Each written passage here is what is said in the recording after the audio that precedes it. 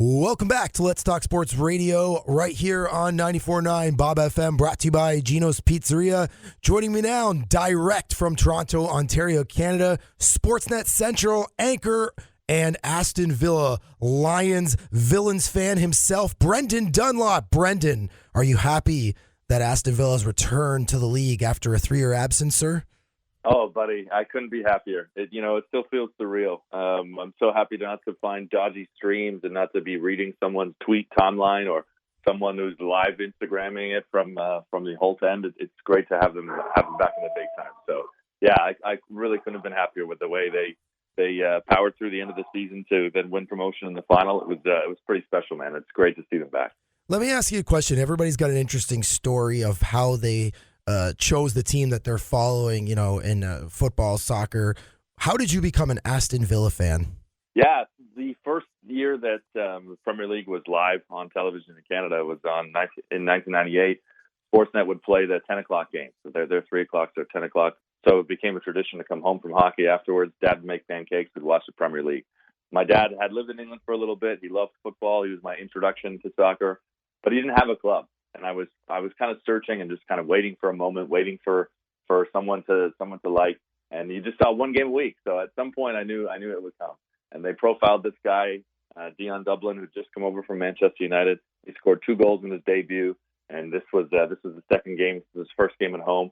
And he goes out and he scores 3 goals against Southampton. I said, that's it. This is my guy and this is my team. So because of Dion Dublin, I've been an Aston Villa fan ever since.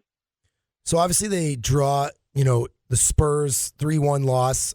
Tough game to get, in the first week. But every year in the Premier League, there's, of the teams that are promoted, there's always one team that kind of shows well. Last year it was Wolves. Do you think this year it's Aston Villa's year to be that one team that could, stick around? And, Wolves, that's top 10 performance. I don't think anybody saw that last year. Yeah, I mean, Wolves was a real shocker. Wolves spent a lot of money too, and they're not your traditional championship club. Neither are Villa. I mean, Villa are a big time club. I know a lot of people, especially friends of mine, who know that how serious I take my fandom of them, like to pick on me and say, yeah, but they've struggled, or 1981 was a long time ago. But yeah, I get that. But Villa are a big team. They play in Birmingham. It's the second largest city in England. They've got massive worldwide fan support. As we see from the fan club in Toronto, there's about 50 fans that we had out on Saturday to watch that game against Spurs. So, Villa are a team that when they're in the top flight, they're going to spend. And I didn't expect them to spend the second most money in the Premier League. Only a few million less than Manchester United had spent this summer. But they did it the right way. They brought in a lot of players, which Fulham did last year, and that was Fulham's undoing. Fulham went straight back down.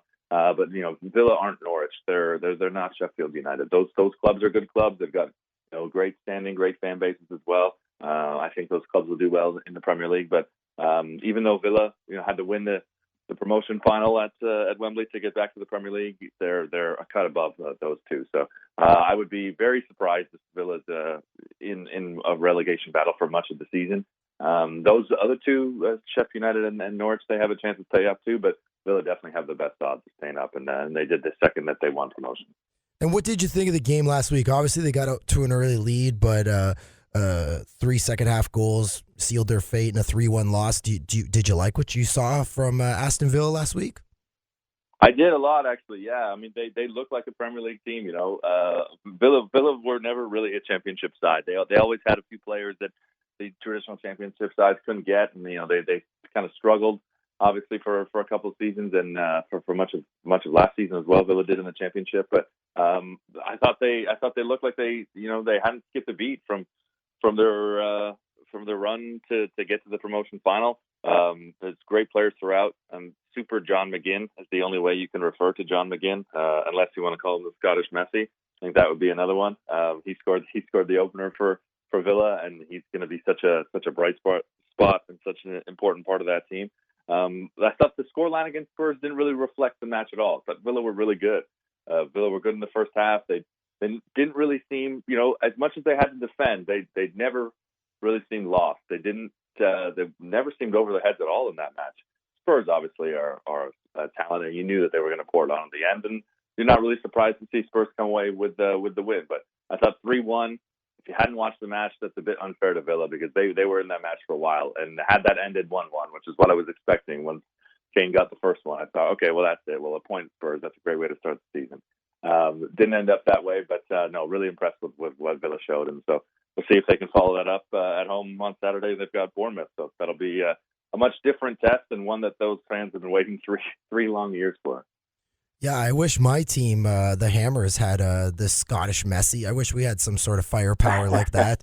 The only reason why I picked the Hammers, I'm still a Premier League noob. I'm not hiding. I've only since moving here to Cayman about 3-4 years ago with the English. Obviously, it's a British colony here, so there's lots of Premier League fans that my coworkers demanded that if I was going to cover sports in the Cayman Islands, that I'd have to pick a team and report on the Premier League weekly. So I picked the Hammers because I'm from Hamilton. And little did I know that's basically the only reason why, full disclosure. Little did I know that it's, they're, kind of a middle-class, middling team, but, they came up against Man City, and Man City looked like Man City. They smashed them 5-0. A lot of people, listeners and people that follow our social media, and maybe people around the world, said Man City looked exactly like a team that could repeat. They were dominant on like last week. Did you agree, or what did you think of Man City? Yeah, I mean, Man City, they're the cream of the crop. I hate to use that cliche, but it's true. They can beat you so many ways. They've got so many players, and I was talking about Villa looking like mid-season form, like they hadn't skipped a beat, looked just like the team that finished last season. That's exactly Man City. There's a couple of preseason games where I think people were hoping like, oh, maybe there's a weakness here. They looked a little flat. Pep Guardiola maybe losing the handle on the team. Yeah, right. This team is just exceptional, and against West Ham. Unfortunate for West Ham, I don't even think City was going at 100%. They were going at about 80, and they made it look like a men's league match, which is unfair for West Ham because there's just something about the start of the season where your Hammer's got to get thrashed. It's one thing to go out and lose in August, or Harry Kane used to not be able to score in August, but for whatever reason, West Ham got to lose 4 and 5-0 every. This is just their way of opening the season now, and they start with this panic, which is really unfortunate. But I think the Hammers will be okay this year, man. I mean, you'll still be a middling team, and at some point you'll be looking down and wondering if 6 points or 8 points or whatever it is, the cushion from the relegation zone, you'll worry if that's enough. But I think West Ham's got a lot of the great pieces to contend, and they're gonna. They're going to surprise some teams too. They're not going to lose 5-0 to the top 6 clubs every week. They're going to steal a couple of points and put some smiles on your face, I'm sure. I hope so. I think that game said more about West Ham's need for defense and not addressing it in any transfers in the offseason. You got a nice piece like Haller. You still have Wilshere who needs to get healthy. Yarmolenko, back healthy again. You lose Arnautovic, but you get Lanzini back.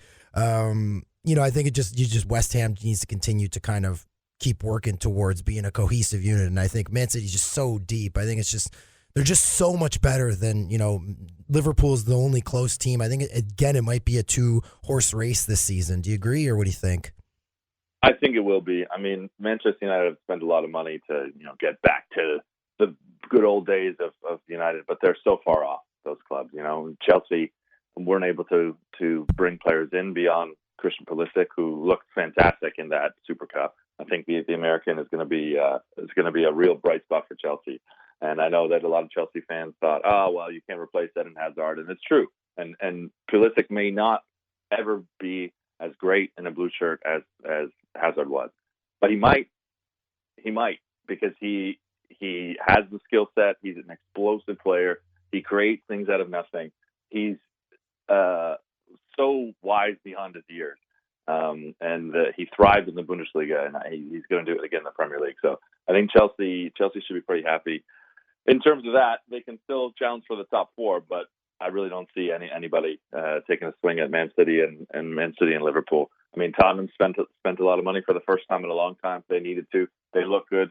They'll challenge. They could finish 3rd, but come the end of the season, they're still going to be 8 points off, 10 points off, 15 points off, and I don't think they'll ever actually be in the title race. So there's something special to watch Man City and Liverpool be able to duke it out the way they are, because it makes for some exciting football. You rarely sit there for 90 minutes and watch either of those teams play and say, I'd like those 90 minutes back. And that wasn't always the case when Chelsea and United and and then Spurs were challenging for the title a few years ago. So I've been enjoying sitting down and watching them. Yeah, I watched a lot of that United Chelsea game, and a few things stuck out to me. I think a lot of the pundits were saying, "Where's United's offense going to come from?" They didn't replace Lukaku, with that late transfer to Inter, and then Rashford steps up, Martial steps up, and you look at Chelsea, and you have a guy like Abraham who's going to take a little bit of time to start finding his rhythm as the lead scorer. But you're absolutely right. I think Chelsea wants Pulisic to be what Eden Hazard is, but it's going to take a little bit of time. But I think also they underrated the fact they're going to gain a lot of new fans because, as we know, Christian Pulisic is the hope of American soccer. And I mean, they're going to gain a huge followership. I think just in general, it's kind of a building year for Chelsea. I think they recognize that they want to contend, but I think that they realize that they're going to have to grow into this new team. Yes.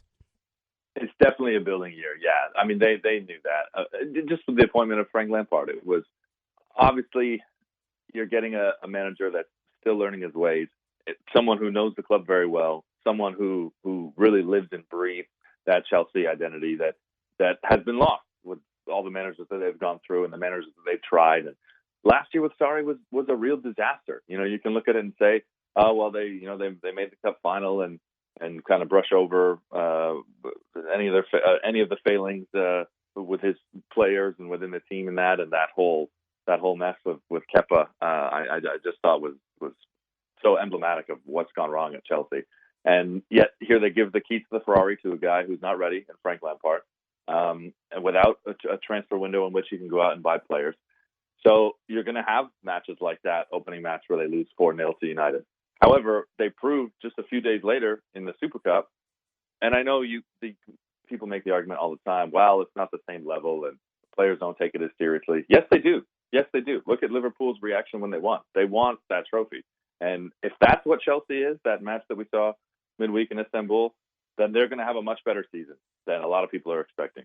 And I think they've got a good unit. They can finally get back to those Chelsea values, whatever those actually are that people applauded when Frank Lampard was there. He's going to instill that. He's going to get the best out of the guys that he's got.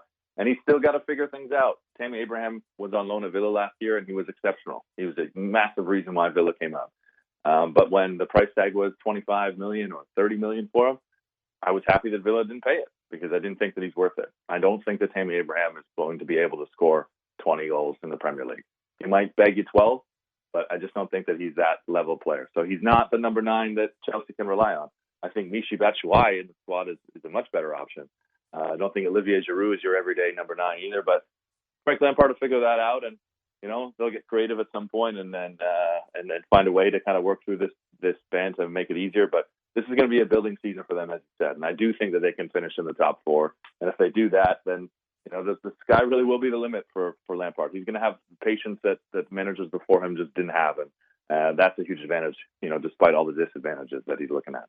Yeah, I agree with you. I don't think not every team in the Premier League has the good fortune of a Liverpool to have a pure scorer on their team like Mohamed Salah, for example. I think it's going to be a collective effort. Let's jump to Liverpool.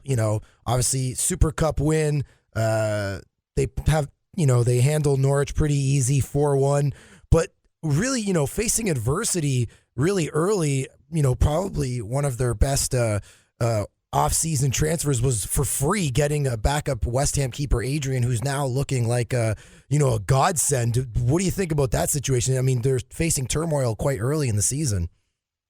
Yeah, I mean, to lose Alisson, who was phenomenal for them last year en route to winning the Champions League, to take a knock early, but then know that you have a Premier League ready keeper who's just come into the squad maybe and is still learning some teammates' names and some plays in that, let's say. But you could tell immediately that everyone was happy for Adrian to get out there because I think, goalkeepers get to a certain age where they just want to be in the right environment. It doesn't matter that they're not going to play. If they're going to enjoy going to work every day, if their families are going to feel involved, if they're going to feel a part of the club, even though they're not actually getting on the pitch for the 90 minutes that we're watching, then guys are happy to end their careers or play the tail end of their careers in great environments like that.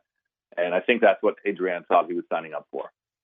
to play behind one of the best goalkeepers in the Premier League, and maybe one of the best goalkeepers the Premier League will have ever seen by the time Alisson's career is done. And yet, first match, he gets an opportunity to go in. And you could see him smiling and laughing on the touchline with Jurgen Klopp, and it was, absolutely no disrespect to Alisson at all, but it was, hey, this is your moment. Go out there and get it.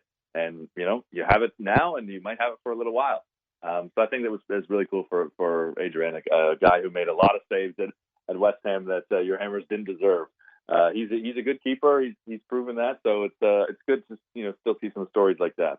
We too often brush over the fact that these guys are humans too, and I think that you got a real good human interest story right there with Adrian having success at Liverpool. Yeah, I just wish the Hammers would have gotten something for him. But one more game I'll touch on, then we'll look at this week. A lot of people were crowning Arsenal as the winners of the transfer window. They bring in David Luiz, Tierney from Celtic. Now Pierre-Emerick Aubameyang starting to find his form. You have Lacazette. Do you think Arsenal's for real, or would you like to see a little bit more from them? Obviously, it's only 1 week, but, what are your thoughts on the Gunners? Yeah, the transfer window for them I thought was weird. Tierney seems like their type of signing.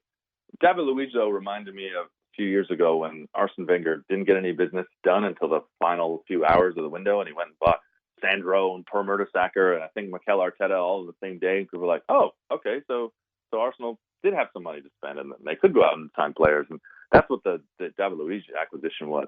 I do think that he's a good player. In fact, I think that he's a massive upgrade to a side that's really missed a player that has that fire. I do think he's going to light a fire under his teammates a lot this season, both good and bad. As Chelsea fans listening will know that David Luiz can certainly have his moments that drive you crazy and make you wish you had hair like his so you can pull it all out when you're watching him make mistakes. But I think that David Luiz signing seems like more of a panic scramble for Arsenal. I think he'll settle in there and he'll have a big impact, probably a bigger impact off the pitch, honestly. But I think that's a bit of a weird one for Unai Emery. So I'm still not sure what they are under him. I think they are a good team. They have offensive weapons that so many other clubs are envious of. Pierre-Emerick Aubameyang is a fantastic player on his day.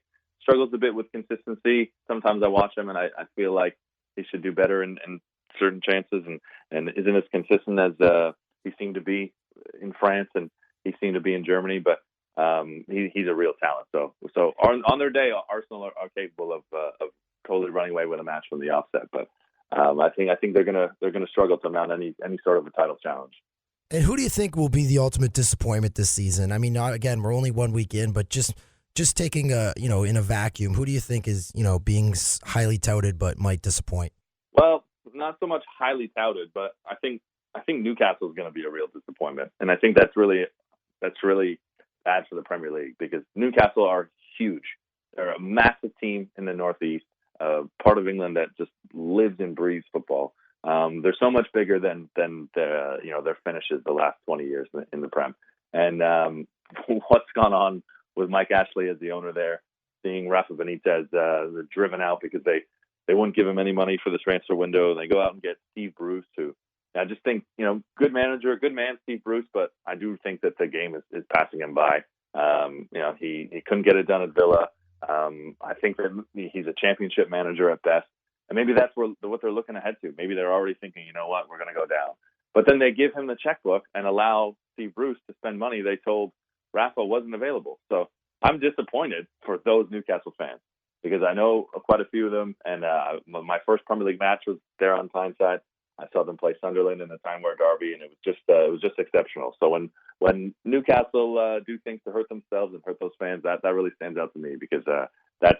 I'm a Villa fan through and through. But if there's one team I'd like to see have some success that's not Villa, it would be Newcastle. So I'm just disappointed that they seem to play their hands wrong, and I do fear that they're going to go down.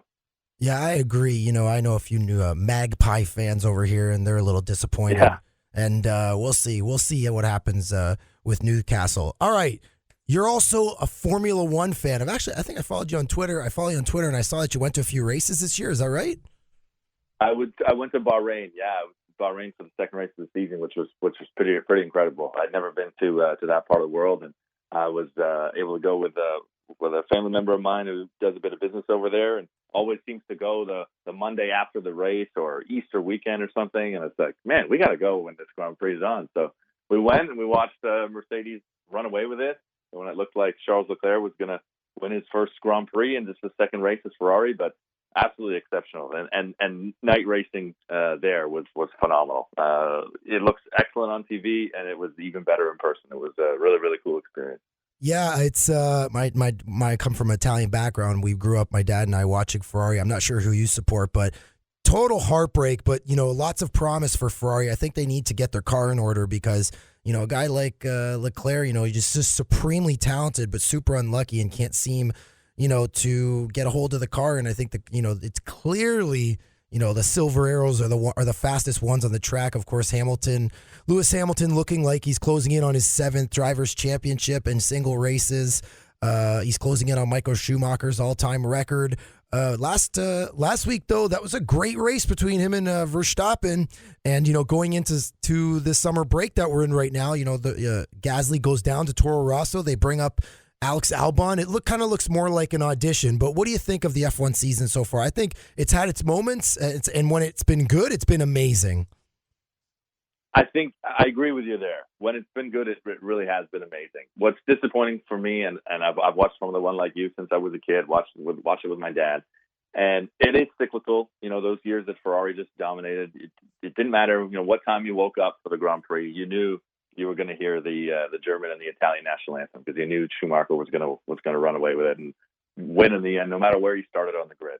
And that's how you feel now with Mercedes. That's how you feel now with Lewis Hamilton. 12 races into the season, he's won 8. He's got a 62-point gap at the top. And as nice as Verstappen has been, and as many points as Verstappen has racked up to be 62 points back, the Red Bull doesn't have it to challenge. And Vettel doesn't have it to challenge that. That Ferrari car is the second best car out there, and it is miles behind Mercedes. And just that's how Formula One works with the money and the technological advancements. One team dominates for a while, and it takes quite a few years for the rest of the teams to catch up, and then there'll be something new that changes the landscape of things. And in 5 years, we might be talking about Renault, who have come to the forefront of this technological advancement, and they're the ones benefiting. But it's definitely been thrilling. I can't wait for season 2 of that Netflix series. Oh, agreed. That's the best thing to happen to Formula. That's the best thing to happen to Formula One since Helmet. Unbelievable. Honestly. Could not agree Netflix more. Series I'm telling fantastic. It is like, because there's so many just people from the general public that are looking for something. And when you put that documentary series on, first of all, like Daniel Ricciardo was made for a series like that. He's just so entertaining and likable. And it really just lays out the stories and the sport in such a likable and marketable way. I couldn't agree with you more. Like, that was the greatest thing that's ever happened to that sport. Yeah, it's just a shame that Ferrari and Mercedes thought that they were too good to be a part of it.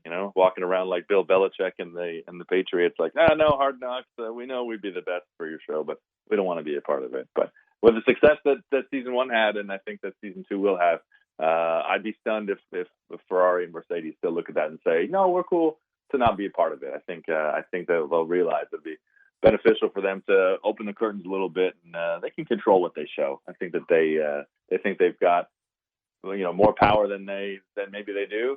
But yeah, I'd like to see behind that curtain just a little bit as well. I've really enjoyed seeing some of the other teams and have a new appreciation for a guy like Daniel Ricciardo and a team like Haas.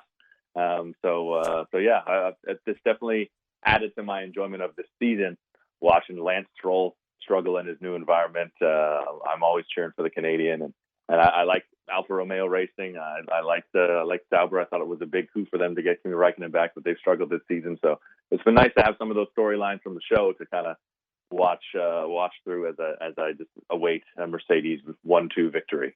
Yeah, it was cool to see Lance Stroll lead the race and get points in his rookie season, first ever points. There's lots of interesting middle class stories happening in F1. One story though, obviously, I don't know what you think of Albon coming up to the big team and then Gasly going down so quickly. But do you think that there will be a move at Mercedes? I think that Bottas, the big storyline coming in the season was his mental game and seeing a sports psychologist to kind of keep him in the game because he did have a good start, but he's kind of faltered down the stretch here going into summer break.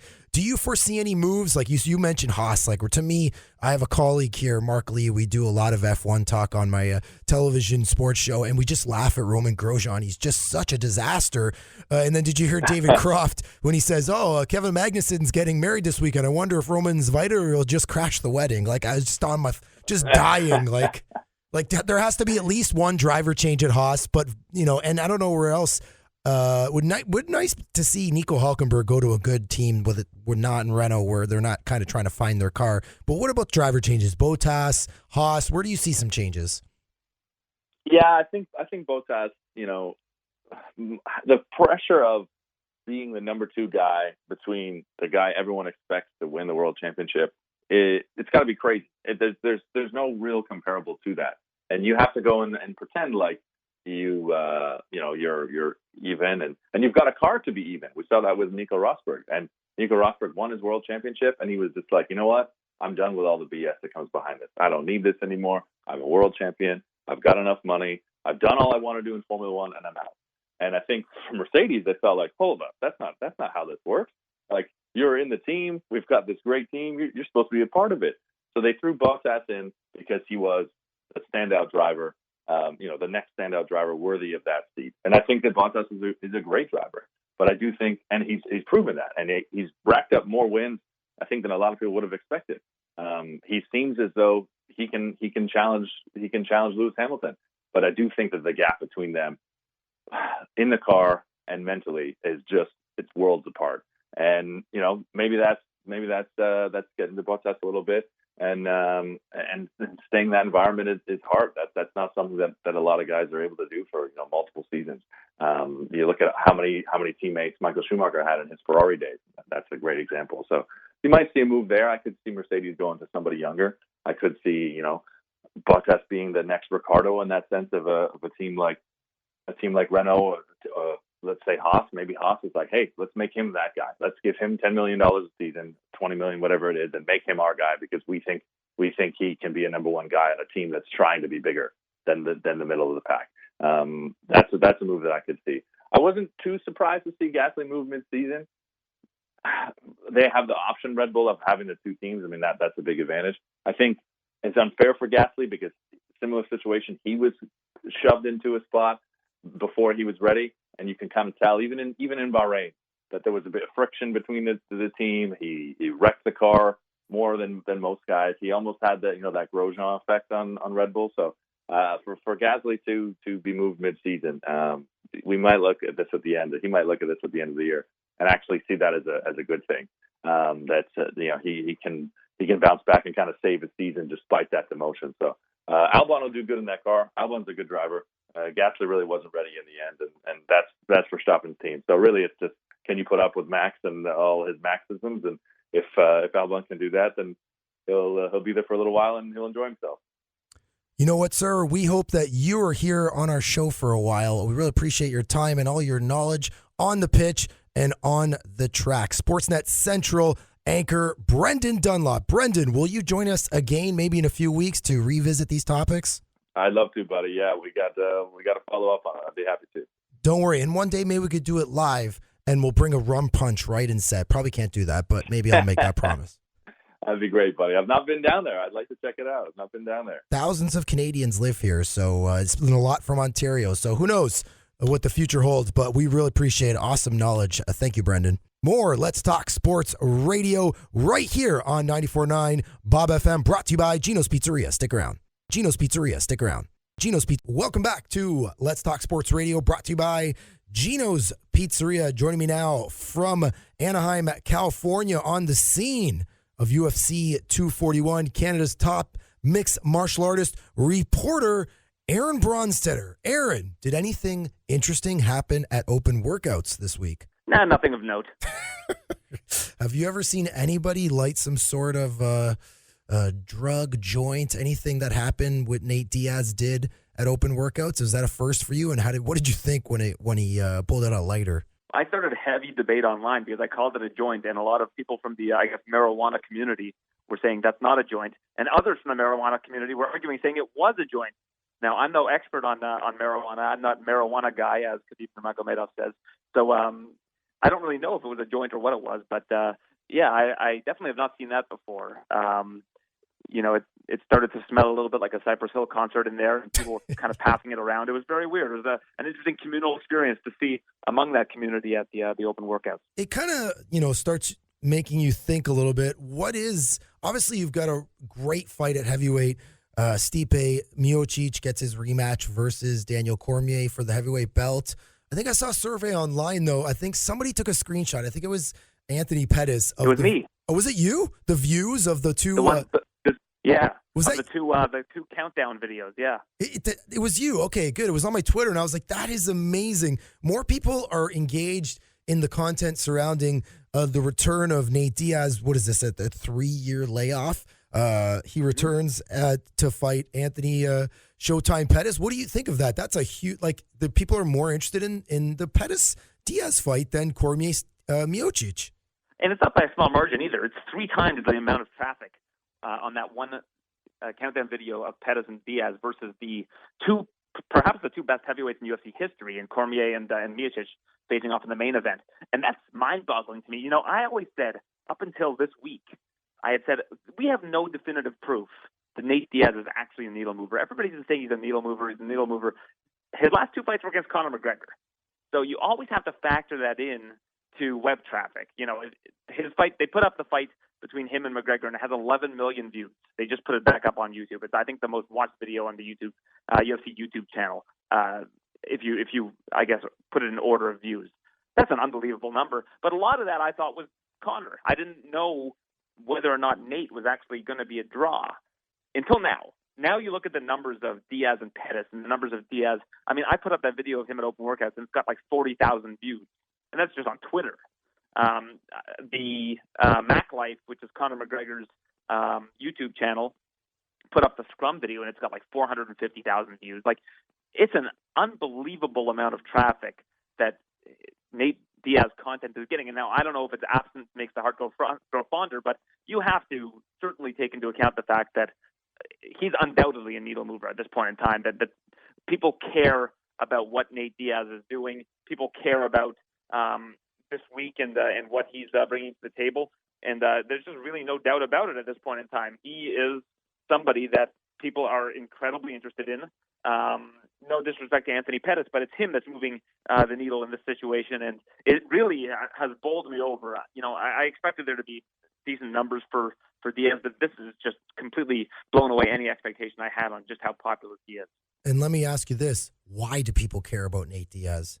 I think it's an authenticity that he brings to the table that you don't see a whole lot of fighters bring. I can't remember where I was listening to this. It was on the MMA Analysis podcast. Those guys are friends of mine, and it's an entertaining podcast.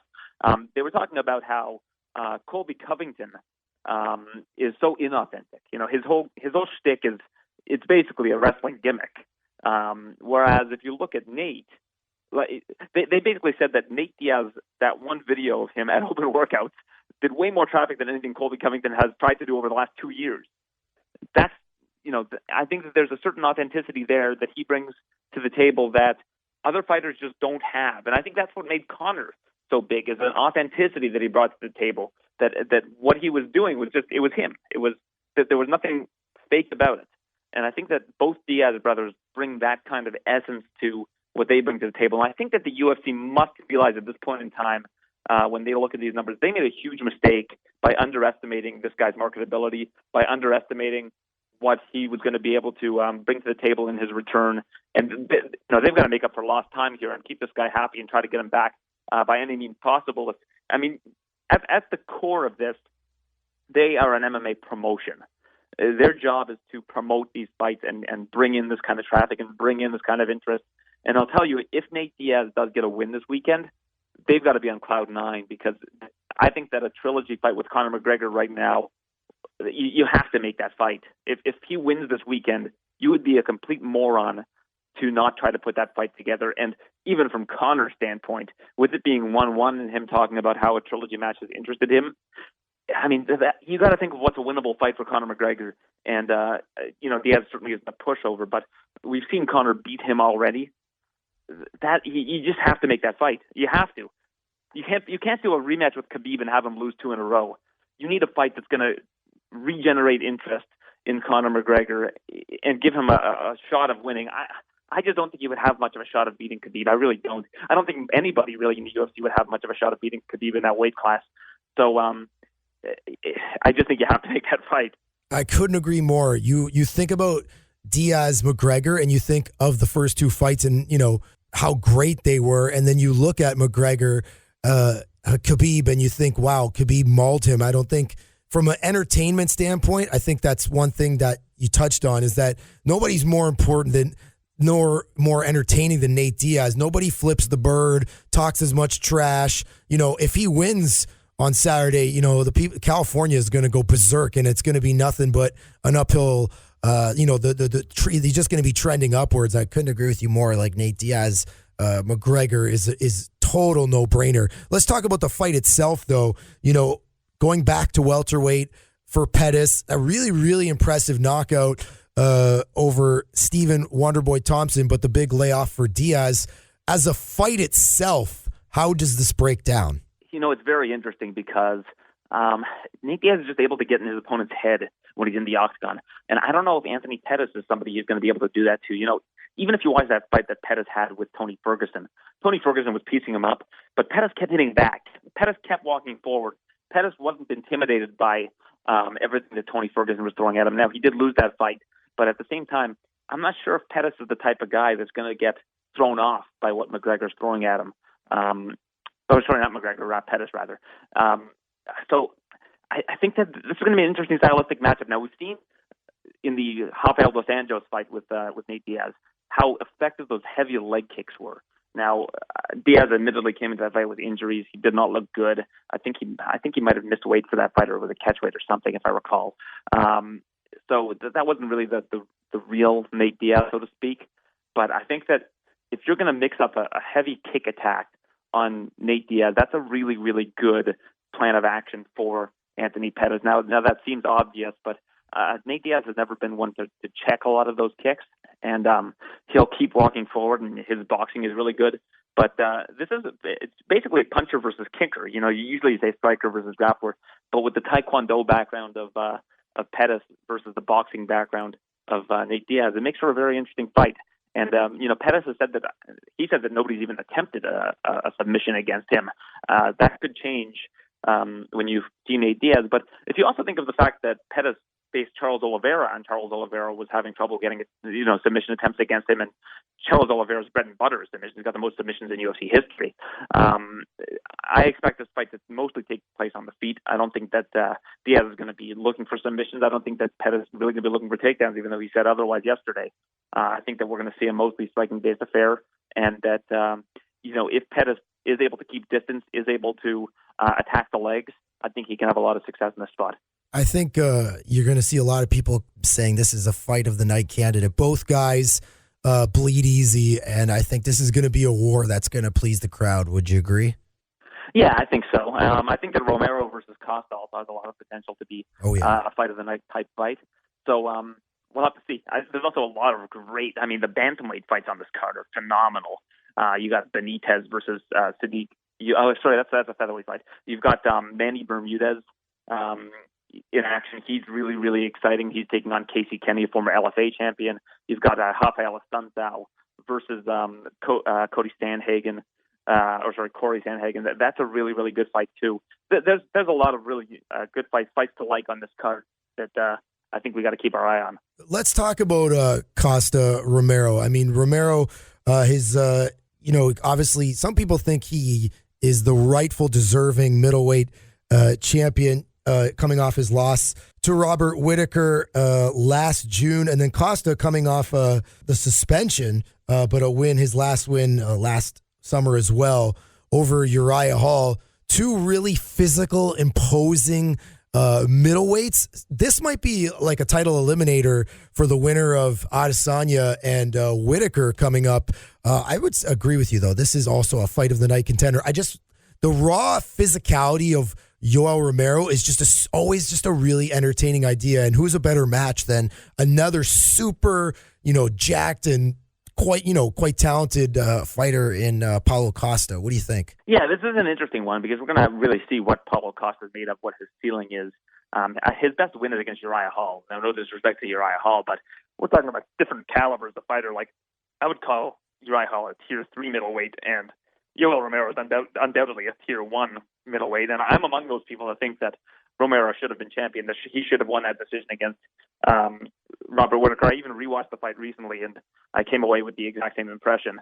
And if it was pride rules and you had to pick a winner, he undoubtedly would have won that fight.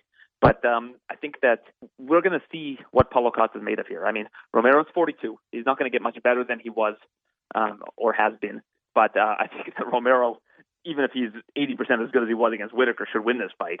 I think that while Costa has a lot of physicality, there are a lot of areas where Costa hasn't really been tested. Wrestling, for example, being one of them. Cardio, for example, being another.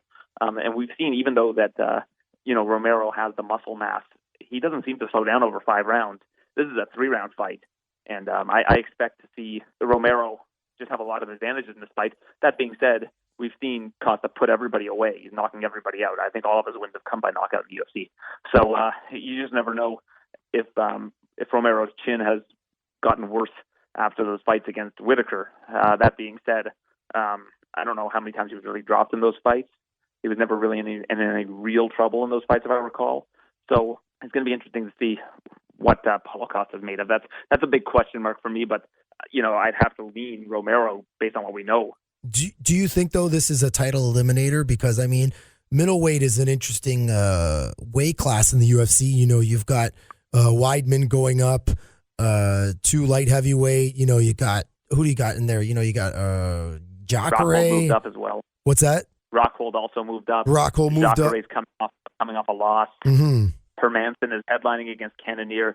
Gastelum, I think, is kind of the wild card. If you want to talk about this being a title eliminator, I think Gastelum, the fact that he took that fight with Adesanya and sacrificed his fight against Whittaker, went to Australia and all of that, I think the UFC might look at him as potentially the next challenger, even though he had that fight against Adesanya and lost already. Really close fight. I think it was a split decision, if I recall. So I think that Gastelum's kind of the wild card. Now, the thing about Gastelum is he doesn't have anything lined up right now, and every other middleweight seems to be lined up. The fact that I kind of mentioned was having Tyron Woodley move up. If Tyron Woodley wants to get back into title contention, he's kind of gotten lost in this welterweight division with Masvidal coming up, with Colby Covington getting his win. And the UFC has been pretty open about the fact that they don't really like negotiating with this guy, but he has talked in the past about moving up to middleweight, and I don't think that there's a better time than now for him to move up, given that, if he could fight Gastelum, a guy that also moved up from 170, and a guy that he's beaten in the past, that might be an interesting look for Tyron Woodley. But if he doesn't want to do that, I think that Gastelum is somebody we have to keep our eye on as potentially the next title challenger if for whatever reason this fight doesn't, live up to expectations, or there's an injury or anything along those lines. Woodley going up to middleweight. I've never. Is that out there, or is that a theory of yours? That's interesting. It's something I put out. It's something I put out there, but it's also something that Woodley's talked about in the past. Woodley has talked about potentially moving up to 185 at some point, and given his age, I mean, at some point is probably in the not so distant future. That's actually one of his plans. Mm-hmm. And I think as well, because he's another kind of like a guy that probably carries a lot of weight around in everyday life. He'd have to probably cut less. Do you think he probably walks around at 185? Would you say? Woodley? Maybe probably a little heavier than that. Probably really? Like low 190s, low to high 190s. Yeah, you actually see a lot of 155ers. Like Michael Chiesa used to walk around at 192, 193, and he used to cut the 155. So I wouldn't be surprised if Woodley's hovering around 200. Wow. Well, I mean, he definitely at his age cutting less. That's one thing about the Pettis Diaz fight is Pettis talks about how strong he felt versus Wonder Boy because he didn't have to cut as much or at all, and he just felt super strong and not having to run. Do you think, and a side question before we get into the main event, do you think we're going to see more guys move up so that they have to cut less and kind of have a less of a wear and tear? With obviously we just talked about Rockhold and Weidman moving up to light heavyweight. Is that a trend that's happening right now? I do, and there's no better time right now to move to one of those two divisions. I mean, right now, 205 is very, very thin in terms of people that John Jones hasn't already beaten. And then 185 is thinning out because a lot of people are moving up to 205. So, right now 170 is not where you want to be if you can move up. 170 is a crowded division with a lot of killers. It's probably the deepest division right now in the UFC. I think it's surpassed 155 with the amount of challengers that are coming up in that division. So I think now is a good time for a lot of people to consider making a jump if that's something they've thought about in the past. And Woodley, in particular, I think is a great example because seeing how lopsided that Usman fight was, seeing that they might not want to put Woodley back into a championship contention situation, especially with Colby and Masvidal doing their thing, and Masvidal seems to be next in line for a title shot after Colby Covington. Time's just not on his side. He's, I think, 37 years old now. So you got to imagine that if he wants to get a title back, middleweight might be an easier spot for him to get it. Let's head to the main event. I know we've talked about this on a previous episode before, but no better time to revisit it. The heavyweight champ, Daniel Cormier, in a rematch against the former champion, Stipe Miocic. It's been an interesting build following this, through the media. I think I've seen more stuff this week about Cormier looking past this fight and saying he wants to fight John Jones, then John saying he doesn't want this fight and this and that.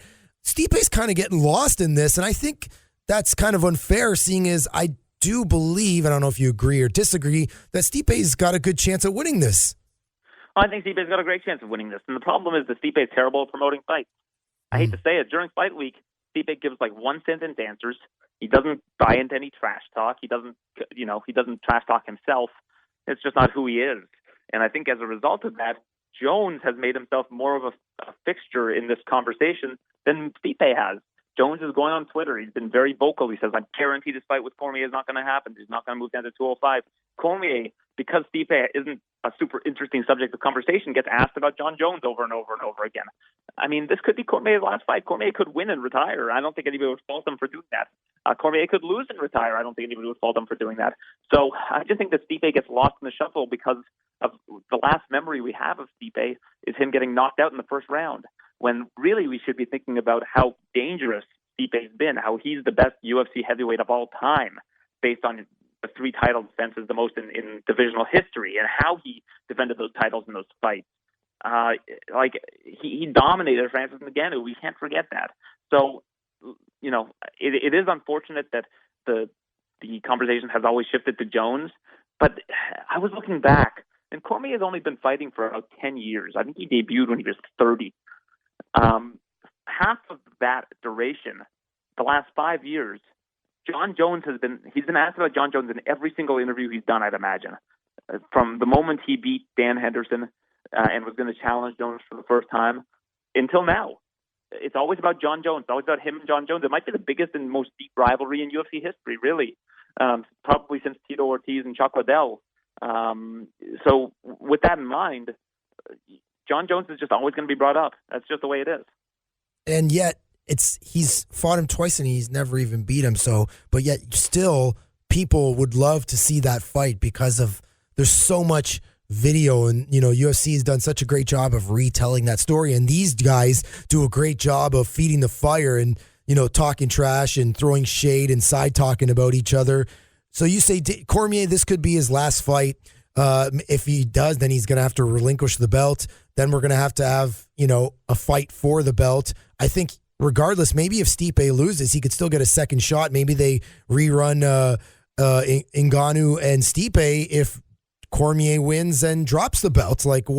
Let's say Cormier does retire and drop the belt and wins. I think Stipe is a win-win here because would the UFC bypass him if the belt was relinquished because of the loss for the second time?